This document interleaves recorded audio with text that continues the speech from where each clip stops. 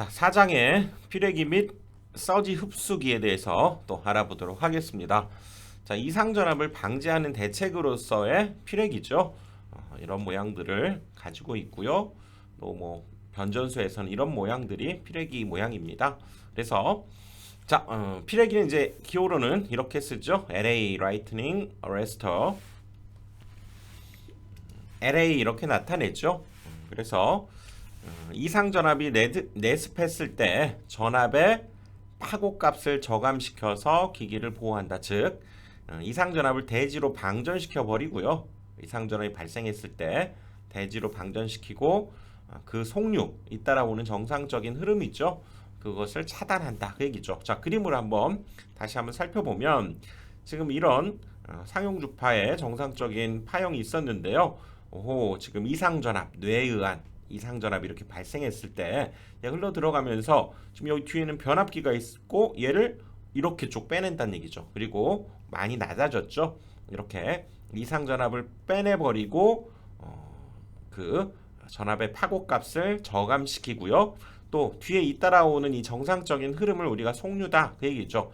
그거는 피뢰기로 빠져나가면 안 되죠. 이 부분은 여기서 차단을 시켜서 정상적으로 변압기 쪽으로 가도록 만들어주는 그런 역할을 하게 되는 거죠. 자, 이런 뇌에 의해서 지금 이상전압이 나가고요. 많이 저감이 됐죠. 이 저감된 이것 자체를 우리가 제한전압이다 이렇게 얘기하죠.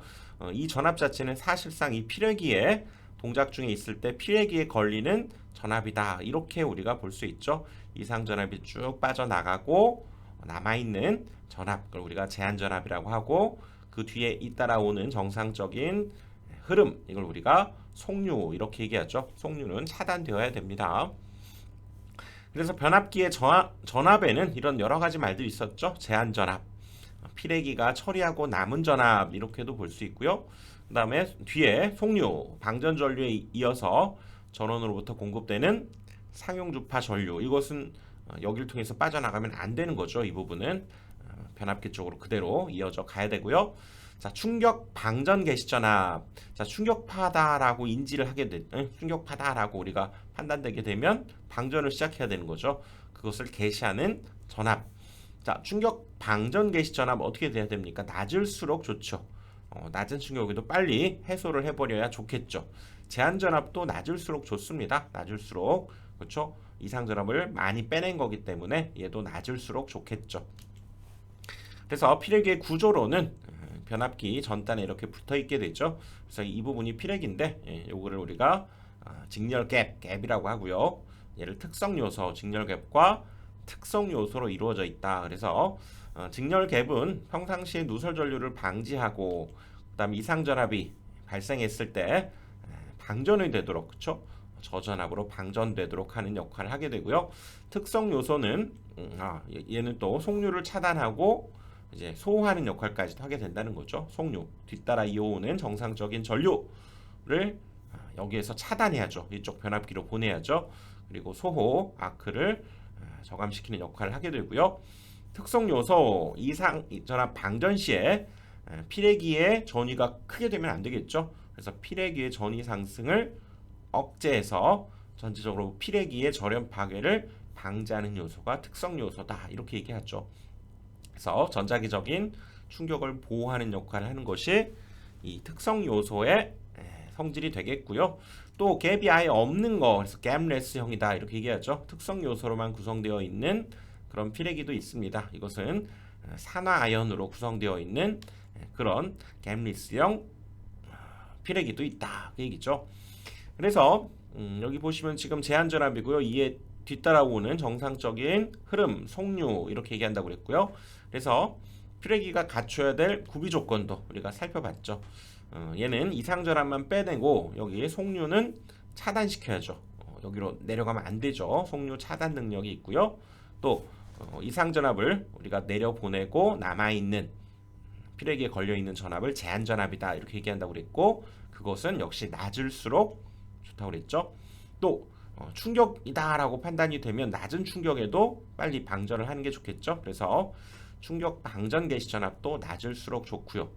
그 다음 상용주파 방전 개시 전압은 뭡니까? 이거는 상용주파 수를 갖는 그런 전압에 대해서는 조금 높더라도 방전시키지 말자 그 얘기죠. 정상적인 얘는 파형일 가능성이 매우 높기 때문에 상용주파 방전 개시 전압은 얘는 높을 것이라는 거죠. 그리고 방전할 수 있는 내량이 클 것, 내구성과 경제성도 갖출 것 이런 것들이 이제 피레기가 갖춰야 될 구비 조건이다 이렇게 얘기할 수 있죠. 다음은 이제 피레기의 설치 장소에 대해서 알아보는데요. 자, 여기에서는 주로 가공전선이 포인트가 되죠. 가공전선에 들어오는 곳, 나가는 곳, 인입구, 인출구. 자, 발전소, 변전소니까요. 발전소, 이런 나가는 곳, 또 변전소에 이렇게 들어오는 곳, 인출구, 인입구, 인출구 이런 곳에 피레기를 설치한다 그 얘기고요. 또 가공전선에 접속되는 배전용 변압기의 고압측 역시 이런데 설치하게 되고요. 고압, 특고압, 가공전선로부터 공급받는 수용 장소에 역시 인입구, 그렇죠? 인입구 이런 것들이 되겠고요. 인입구, 가공전선로와 지중전선로가 접속되는 곳, 가공전선로, 지금 지중전선로 이런데 접속되는 이곳에 피레기를 역시 설치하게 된다 그 얘기죠. 다음 용어 이제 피레기의 전격 전압은 속류를 차단할 수 있는 최고의 전압을 우리가 피레기의 전격 전압 이렇게 얘기하고요. 이제 선정 방법에는 이제 이 개수인 알파 베타를 곱하고 거기에 계통의 최고 허용 전압이다 이렇게 이 값을 곱해서 만들어지는데요. 즉 피레기의 전격 전압은 접지 개수, 여유 개수 이것들이 이제 주어지면 그렇게 여러분들이 곱해 주시면 되고요. 그다음에 VM은 계통의 최고 허용 전압 이것은 어떤 값과 같냐? 차단기의 전격 전압과 같습니다. 전격 전압과 같다 이렇게 생각하시면 되고요. 우리가 6.6kV짜리일 때는 전격 전압 7.2kV 이렇게 됐죠.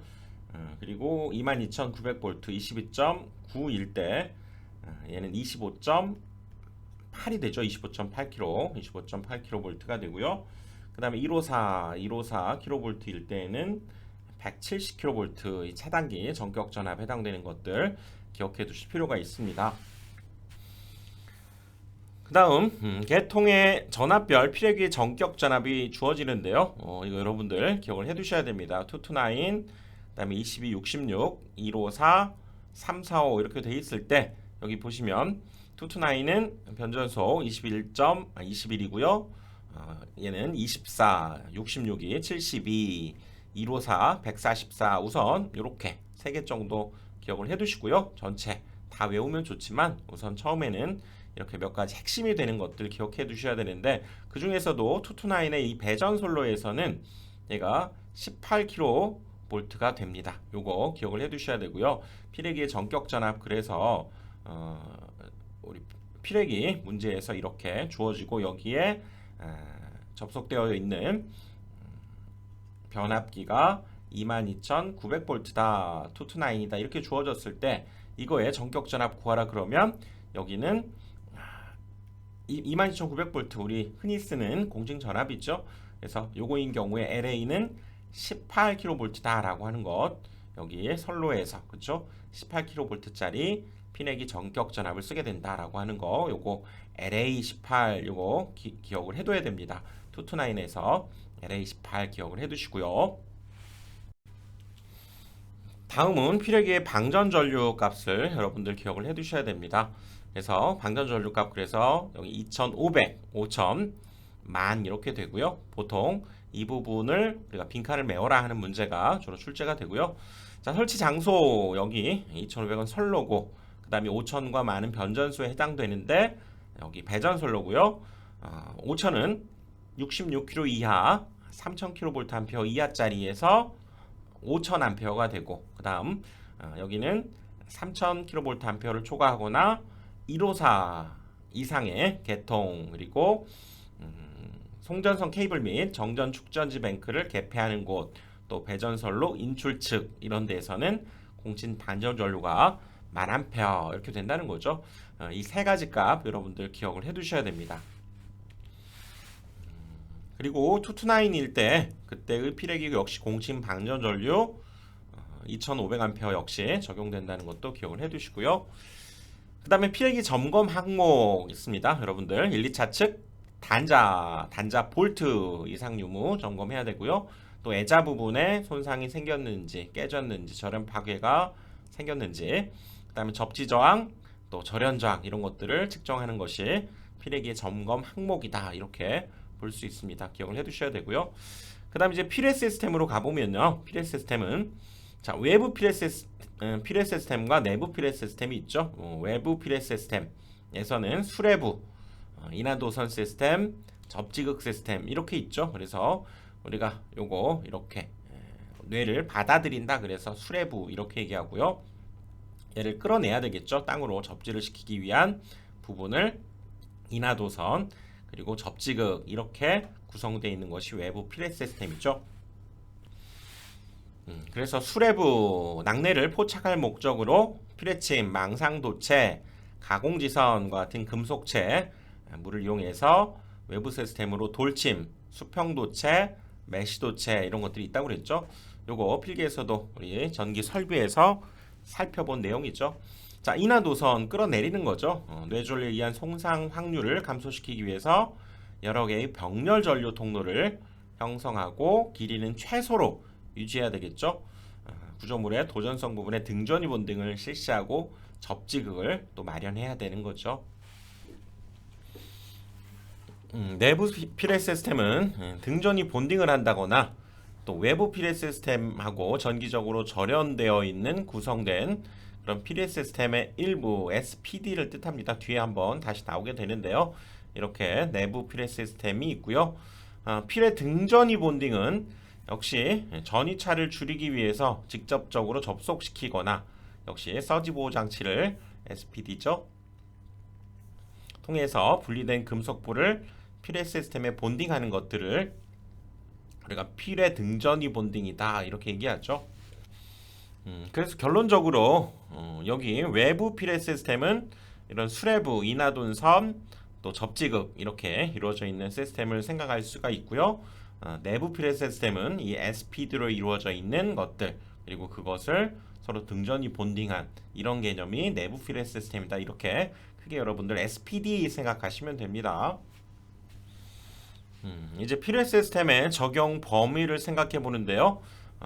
지상으로부터 높이가 20m 이상인 곳 이런 것들은 피레 시스템을 꼭 적용해야 되고요. 20m 기억을 해 두셔야 되고요. 전기 설비, 전자 설비 중에서 낙뢰로부터 보호가 필요한 설비 역시 피레 시스템에 적용을 받아야 되겠다 그 얘기죠. 자, 피레 방식의 종류에는 돌침 방식 그리고 용마루이 도체 방식 그 다음에 케이지 방식 이렇게 있는데요. 돌침 방식은 말 그대로 우리가 피레침 생각하면 되죠. 피레침 생각하시면 되고요. 그 다음에 용마루 도체 방식은 이렇게 수평 마루 형태로 되어 있는 도체 방식을 쓰겠다 그 얘기죠. 그리고 케이지 방식은 건물을 완전히 이렇게 전체를 다 둘러싸는 완전 보호 방식이다 이렇게 생각을 하시면 되고요. 그래서 피레 방식, 돌침, 용마루 도체, 케이지 요거 여러분들 기억을 해두시면 되겠습니다. 그리고 병렬 이하도선의 최대 간격이 나오는데요. 역시 피레 시스템의 1, 2, 3, 4등급에 의해서 간격이 1, 2는 10m 그리고 15m, 20m의 인하도선의 최대 간격이 병렬 인하도선이죠. 두 개 이상이 있을 때 최대 간격을 이 정도를 두어라 라고 하는 거죠. 간격도 기억을 해두시고요.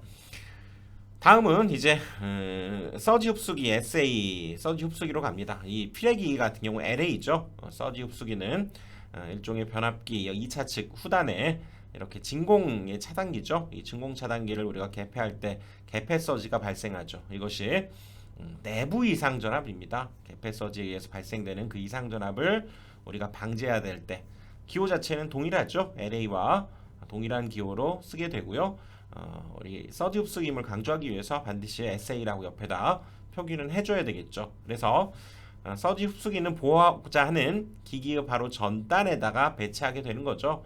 여기에 뭐 이런 전동기가 있다고 하면 그 전단에 배치하게 되는 거고요.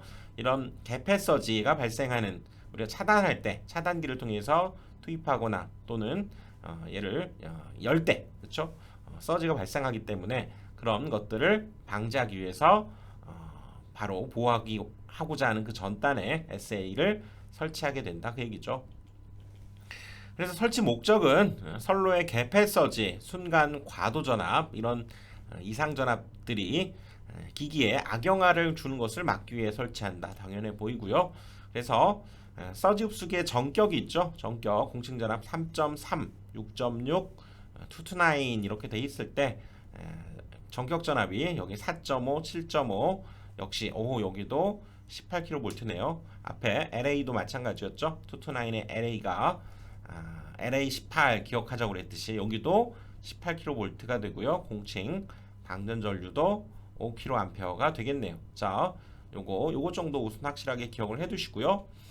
자, 서지 흡수기에 이제 적용 범위가 나오는데 서지 흡수기가 이런 전압 등급에 따라서 어떤 상황에 따라서 필요하냐 또 필요치 않으냐 이런 것들이 있다는 거죠. 그래서 건식이거나 변압기가 건식이거나 뭐 몰드식 이런 경우는 개폐 서지가 일어날 가능성이 크고요. 또 VCB 진공 차단기 이런 경우에도 개폐 서지가 잘 발생하기 때문에 이런 경우는 이 서지 흡수기 이런 것들이 필요하다 이렇게 봐야 된다는 거죠. 그래서 지금 전동기 같은 경우도 지금 필요하고요. 자, 유입식은 불필요하다는 거죠. 모든 부분에서 불필요하다라고 하는 것들 기억해 두시고요. 몰드라든가 변압 그 건식인 이런 변압기에서는 방금 말씀드렸듯이 서지 흡수기 SA가 필요하다라는 거죠. 콘덴서도 기본적으로 우리가 유입이 돼 있는 꼴이기 때문에 여기도 불필요하다 이렇게 생각하시면 되고요. 그리고 변압기와 유도기기에 혼용 사용 시 이 3, 6 여기에서는 적용해야 된다라고 하는 것을 알 수가 있죠.